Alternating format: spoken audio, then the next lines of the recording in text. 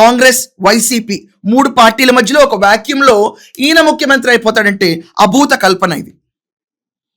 చరిత్రలో కొంతమంది పేర్లే ఉంటాయి ముఖ్యమంత్రిగా. దాంట్లో రామారావు గారు అదృష్టవంతులు. నిజంగా రాష్ట్రం అదృష్టం చేసుకుంది ఆయన ముఖ్యమంత్రిగా చూడటం. చాలా వ్యవస్థల్ని తీసి పడేశాడు ఆయన. పటేల్ పట్వారీ వ్యవస్థలు అవనండి, ప్రతి ఒక్కదాన్ని.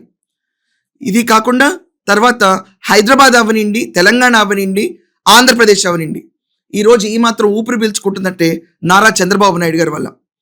On screen is different, off screen is different. ప్రతి ఒక్కరిని నమ్మే పరిస్థితుల్లో ఏపీ ప్రజలైతే లేరు. ఈయన రాజకీయ అరంగేట్రం చేస్తే మాత్రం పక్క రాష్ట్రంలో చెల్లిందేమో కానీ అక్కడ 50 ఏళ్ల ద్రవిడీల పరిపాలన మధ్యలో నలిపోయింది. 50 ఏళ్ళు at stretch. Subject correction 50-60, I'm sorry. కానీ ఇక్కడ అంత వాక్యూమ్ లేదు. ఒక పుట్టుకొచ్చే పొలిటికల్ పార్టీకి అంత ఆదరణ ఉంటుందంటే ఉండకపోవచ్చు.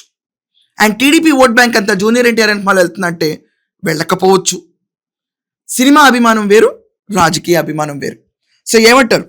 ఈరోజు ఈ ఆర్టికల్ పైన జూలై 18 నుంచి సేవలు చేసుకుంటూ ఆంధ్రప్రదేశ్లో అడుగుపెట్టి 1 సంవత్సరం తర్వాత పొలిటికల్ పార్టీ అతను స్థాపిస్తే జై జూనియర్ ఎన్టీఆర్ అని చెప్పి అతని పార్టీకి ఓటేస్తారా, లేకపోతే టీడీపీని నమ్మి ఓటేస్తారా? అండ్ ఈ పొలిటికల్ వాక్యూమ్ దెబ్బకి ఇతను ముఖ్యమంత్రి అయిపోతాడా, లేకపోతే అట్టర్ ఫ్లాప్ అవుతాడా? అసలు ఈ ఆర్టికల్ వ్యాలిడిటీ ఎంత? కరెక్టా, రాంగా? దీనిపైన కూడా మీ ఒపీనియన్స్ ఖచ్చితంగా చెప్పండి.